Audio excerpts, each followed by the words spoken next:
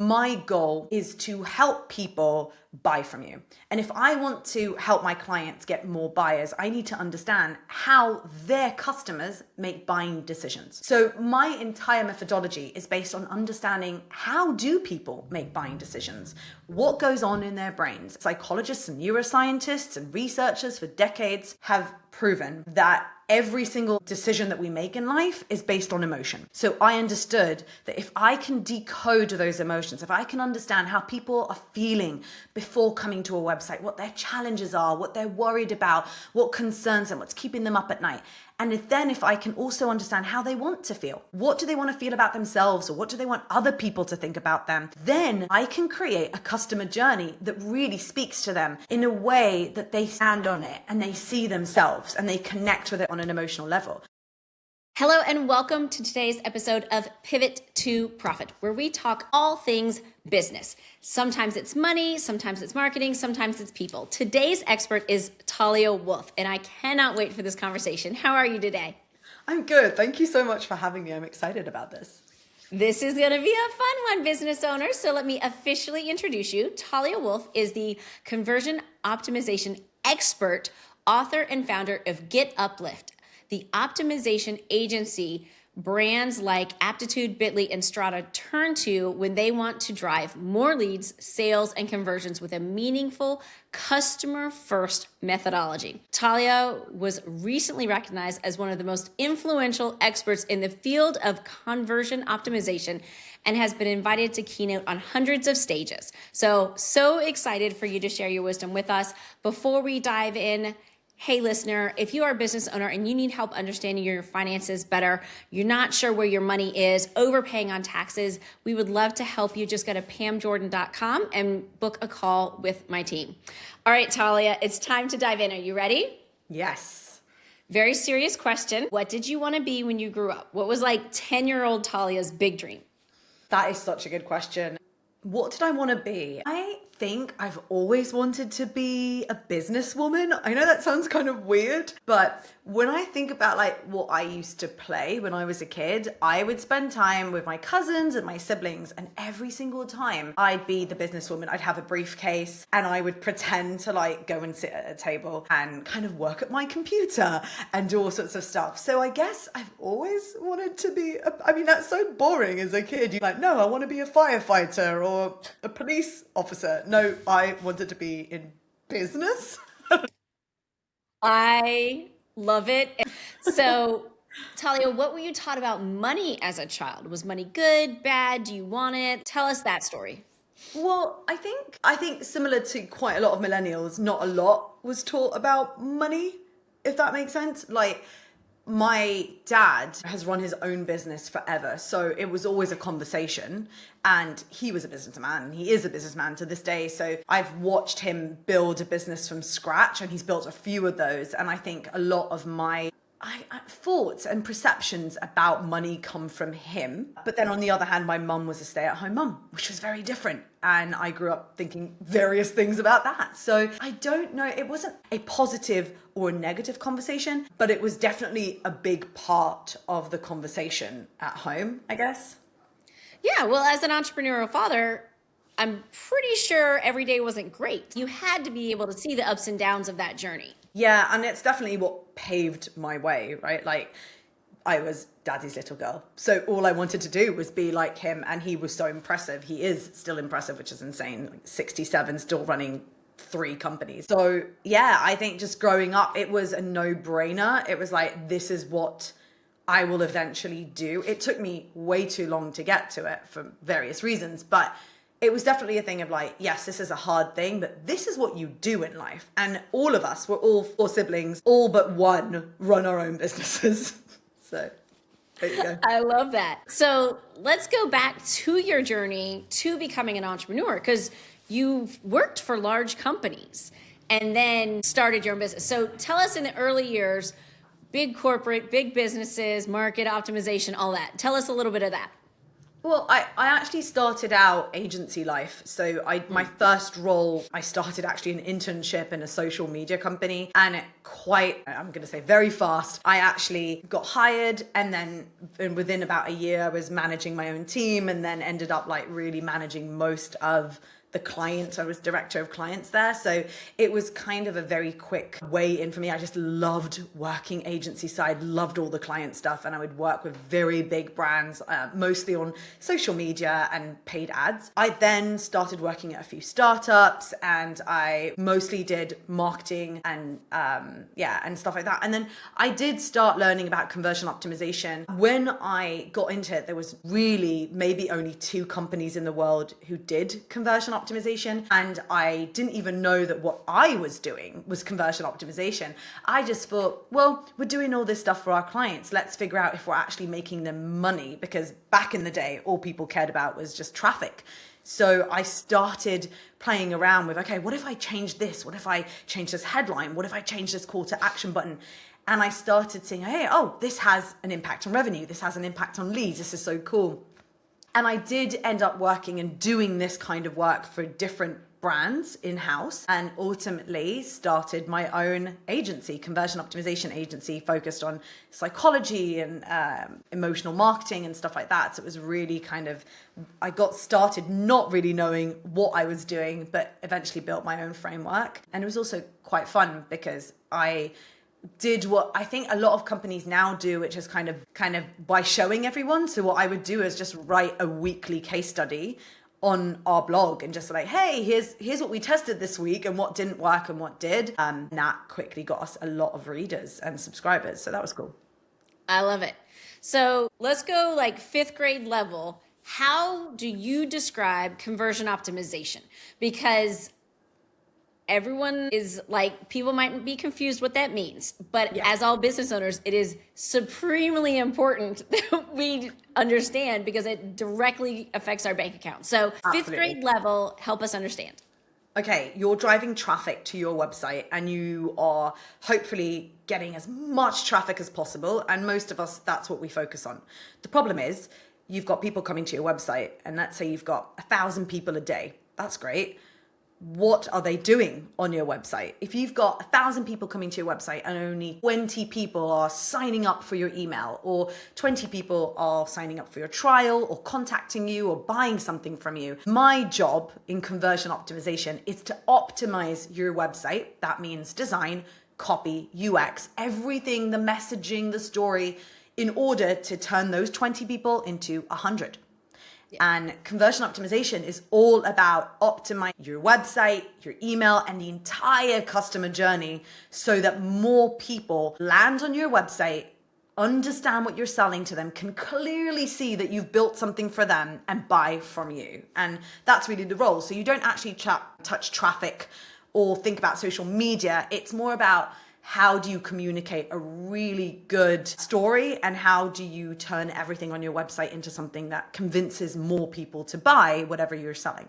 That's a great definition, because a lot of times people try to get so complicated in their websites, and then you're like, okay, well, I don't even know where to push. Like, what button, what do you want me to do? Like, I've hit some websites and it's like, there's 5 options. Like, what do you, like, do you want my DNA? Like, what's going on here? So I love that this is what you do, because it's so imperative, because social media is one thing, but most social media points to your business website. And if your website is confusing and people don't know where to go, they're going to go somewhere else and they're going to leave. So when you started GetUplift, what was the moment that was like, I have to do this, I can't do it for anyone else? Why did you decide to hang up a sign that said, Talia is now the business owner? As I mentioned, I think I started way too late. I first went to work in a conversion optimization agency with 2 other people. So it was their business and I run the agency. I was running it, but it wasn't mine.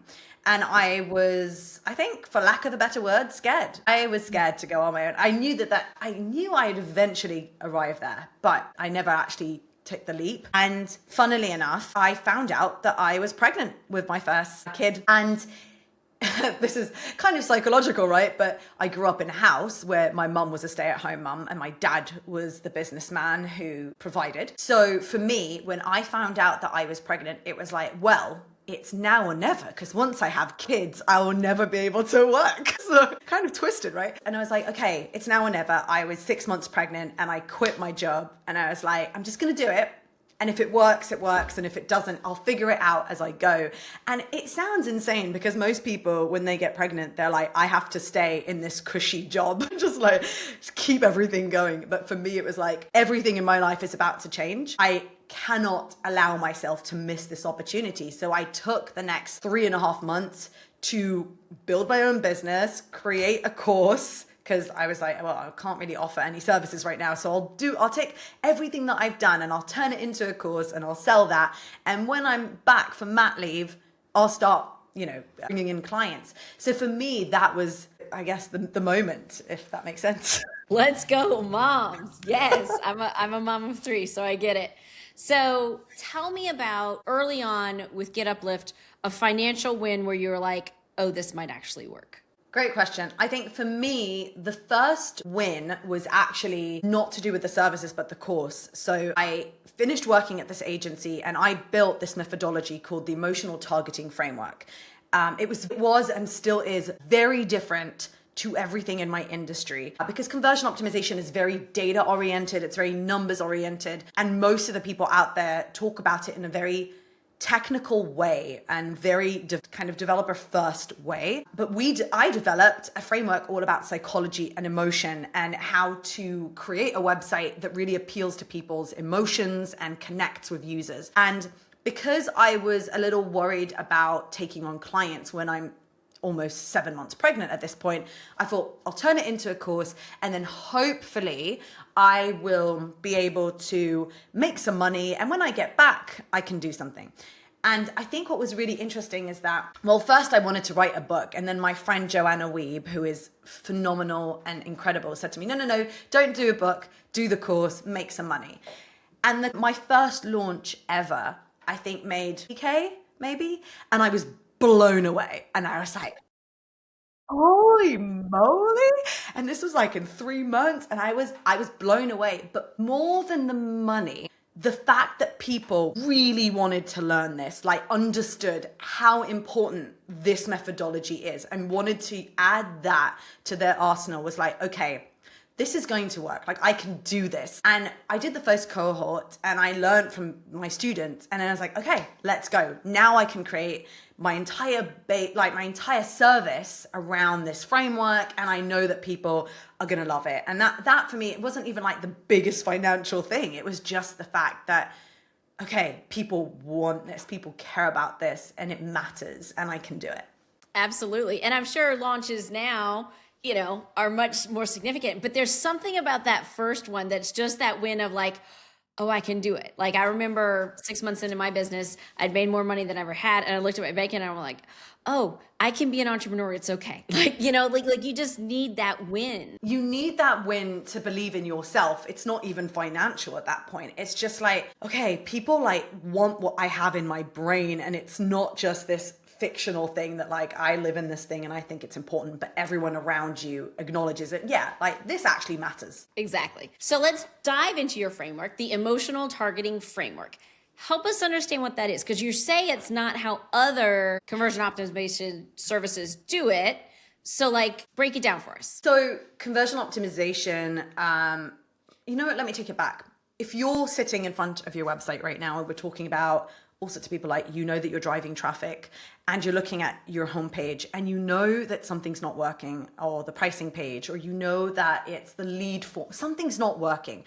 And you set out to go optimize it. And what you usually do is you'll Google it or you'll ask ChatGPT or Gemini, hey, what are best practices for a homepage? And it will tell you to only have one call to action. Don't have 5 call to action buttons because that's confusing. And, don't write too much copy and do this and do that. And there's entire recommendations out there telling you what to do in order to optimize your website. And it's very tactical. It's change this element, remove a form field, add an exit pop-up, all sorts of things that are very technical. But that actually doesn't work very well. It is good if you're just getting started and you don't have a website and you're like, okay, I just need to make sure that just best practices are okay and that I don't have a carousel that's moving every 1 second or that I have 5 buttons. But when you actually want to really really scale and grow in conversions, that's not going to get you anywhere. Testing a blue button versus a red button means nothing to no one. And then what usually happens is you'll say, okay,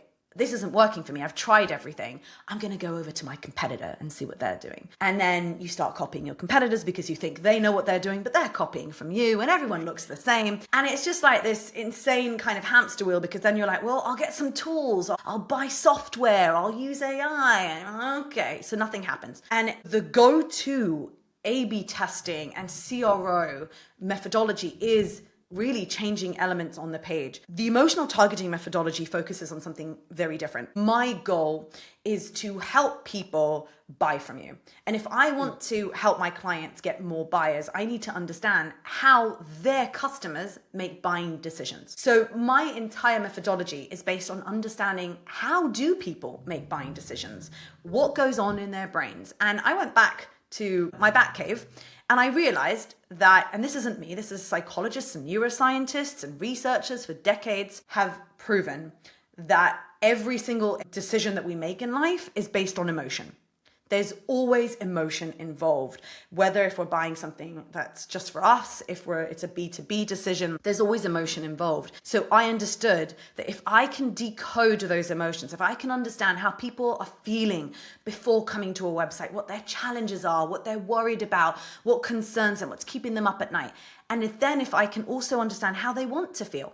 What do they want to feel about themselves, or what do they want other people to think about them? Then I can create a customer journey that really speaks to them in a way that they stand on it and they see themselves and they connect with it on an emotional level. And this is so much more important because, as I mentioned before with competitors, everyone at the end of the day has more or less the same offer. We have similar pricing, we have similar features, similar integrations. And when a prospect comes to your website and they're evaluating you, they're evaluating other products or other services, and they're going to ask themselves, okay, but what's the difference? If the pricing is the same and it's in my budget, okay, great, you're wonderful at what you do, but it's very similar to others. How do you make a decision? That decision is emotional. People are scanning your way to find those connectors to say, yes, they're speaking to me, they understand me, they know the problems that I'm facing. So everything in our framework is designed to understand how your particular prospect make buying decisions. And once we understand that, it actually opens everything for us, because when we then look at a homepage and we've done all the research, like we've interviewed people, we've done surveys, we've done social listening, which we can get into, but once we've done all of that, then we'll look at their website.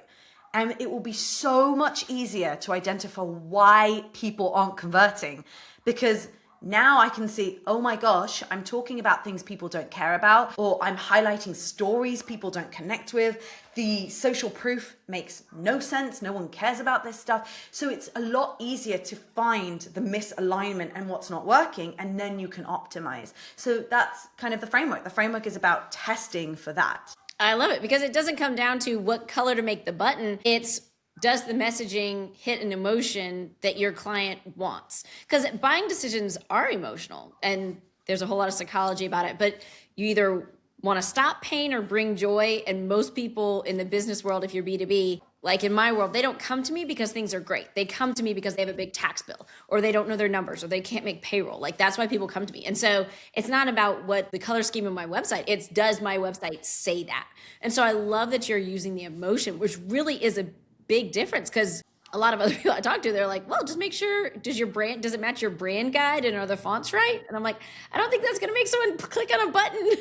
Yeah, I agree. And I think also, like, if you take it even deeper, like when someone comes for financial help for their business, it's not that just they can't make payroll. It's more than that. It's the feeling that they have as a person. Like, am I even good as a business person? Like, can I even lead my company? Maybe I'm not good at this. Maybe they have imposter syndrome. Like, there's so many different things that are behind that they will never admit. Maybe they're not even admitting to themselves, but you actually have to hit on those notes, and you have to be able to identify beyond that. And we've seen that with many service providers, that even when you're providing a marketing service, or if you're a doctor, or if you're providing financial services or consulting, all of that, there's always emotion below that. There's always something about self-belief, or how I want other people to think about me. And that really matters. And if you're not addressing that, then you're losing conversions. Absolutely. I love it. Can you give us a recent case study of how you've taken someone through your emotional targeting framework and really helped them hit the emotions that their clients were looking for? Yeah, so we work with all industries really. So we do a lot of B2C, we do a lot of B2B, SaaS, tech, service providers, publishers. I actually just published a new case study for a moving company in the US. And I guess I'll talk about that because it's quite interesting. We've noticed in the past year and a half that all of their competitors are very aggressively talking about pricing. This is a moving company, so they help you move across state lines in the States. And all their competitors are talking about get the best quote, get special pricing, call now and get a best offer. And I think when you're in such a competitive landscape, it feels less risky to just follow suit and just say, yep, let's just talk about pricing. Now, of course, pricing matters when you're moving because you don't want to pay too much. But when we did our research, and a lot of it was actually digging into Reddit conversations and hundreds of conversations on Reddit about moving across states, what we discovered is that most people, and when we looked at our clients' reviews and testimonials, was all about the fact that they wanted all of their lives to arrive in one safe piece on the other side. So like everything is being packed into this truck right now, and they want to make sure that when it arrives on the other side, it's all taken care of. Like this is their life, and they want to talk to someone that they feel trust, that is going to be polite, is going to be kind, is going to treat them nicely and their stuff. So what we did is we actually doubled down on that message, like white glove service, premium moving services that focus on making sure that your entire life will arrive in one piece and well, and will take care of you and all of your stuff. And of course, we did mention pricing, but pricing is the surface level concern. It's something where you're just saying, okay, like, I just want to make sure it's in the bracket like everyone else. It's not double the price. But the real concern is, oh my God, will my stuff arrive intact? And by doing that on their landing pages, we increase their conversions by 14%. One test. It is huge, especially for this size of a company. So it's incredible to see that when you do focus on not just the surface level stuff, like so many people will say, well, it's easy to use, or you've saved me time, or it's cheap. But that surface level, what you're trying to understand is why these things matter. So by literally focusing on what they really care about, that got us the conversions that we needed.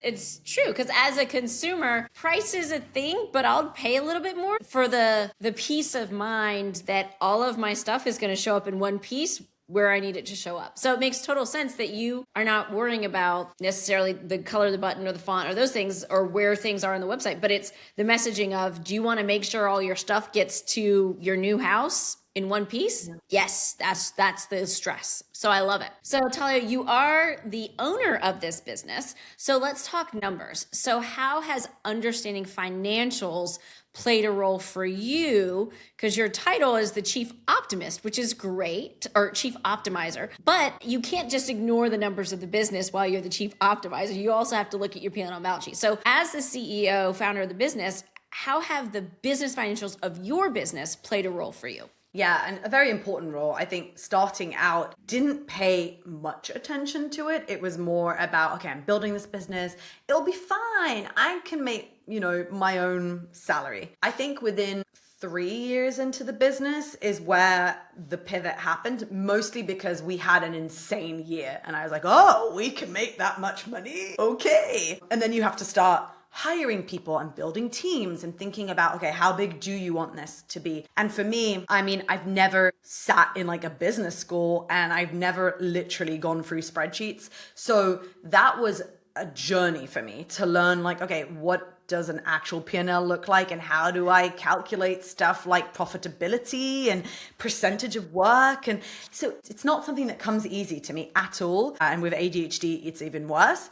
But I can say that I've spent the many years now working on it and training my brain to do that because it really, really matters. And it's something that I put a lot of emphasis on. I will say that the first few years where it wasn't a big thing for me, actually, I think that was a good direction for me personally, not putting too much pressure on like, okay, this needs to be a 7-figure business. But it was more about, okay, I need to build this. I need to love what I'm doing. I need to enjoy it.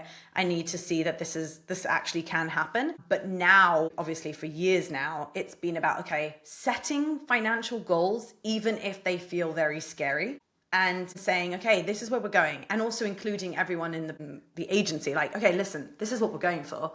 And this is what we're trying to do. And here's how our numbers look like. And like just really being, frank about like, okay, we might not hit this, but we're going to try. And that helps. I strongly encourage our clients to be transparent with their team as much as they feel comfortable about the numbers. Because if you're sitting down with your team and be like, hey, this is what we did last year.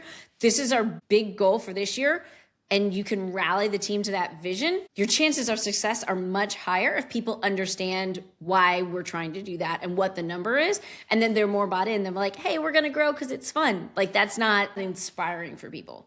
Absolutely. And I think it's a lot about getting everyone on the same team. Like, look, this is how much the profit is. This is how much the revenue is. Like all this stuff, like literally just opening it up and saying like, you are part of this team and we're all in this together. So for me, yeah, I try to be as transparent as possible. And also my entire team is women. That, yeah, for me is also kind of a mission. Like we're all working on this together and we're all looking at the numbers and we're being, having those hard conversations about what makes sense and what doesn't and how big do we want to be. And yeah, so I like it. So what are some key metrics that you look at as the chief optimizer, but also the founder of the business, look at a weekly or monthly basis that really tip the scale for your business? For us, mostly I'm looking at our profitability, which has been kind of a hard change for me over the past few years. Because you want to think of like, I want to think about not really think about it, right? But that is a big thing for it. I'm not looking at it weekly. I'm definitely looking at it more quarterly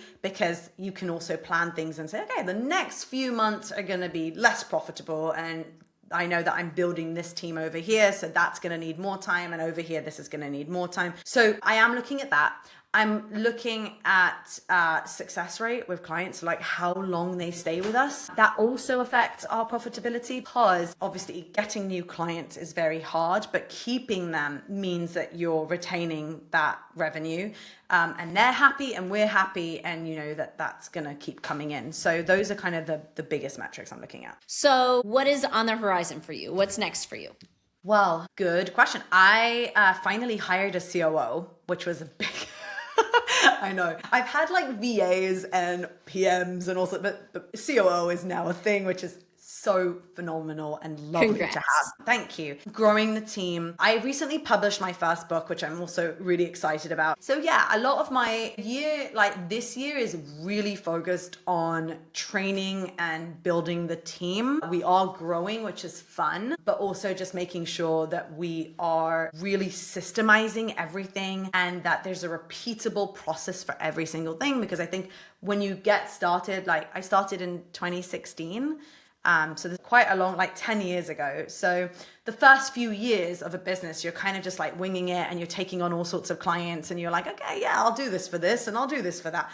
But the past, I would say like 5 years have been really like, okay, systemizing everything. And this year is even more like, how do we use the right tools and how do we make sure that everyone's bought into everything? So that's mostly where we're going. And there's so much brilliance in that because honestly, transparently, all of us, when we start as entrepreneurs, we just say yes to everything because it's money, right? And it's like, oh yeah, I can solve that. I can solve that. I can solve that. And so it really is, as you're scaling and wanting to level up your business, it really does come down to the systems and the people and the processes so that it allows you to scale. So everything, you as the founder aren't the bottleneck. And so that other people can do the things that you do, use your framework and help clients and bring value. And it's not just relying on you, but you can only do that if you have systems and processes. Yeah, and I will also say that I think as a service provider, one of the biggest advantages and privileges that I have now, because I've set up my business that way, is that I can say no to red flags.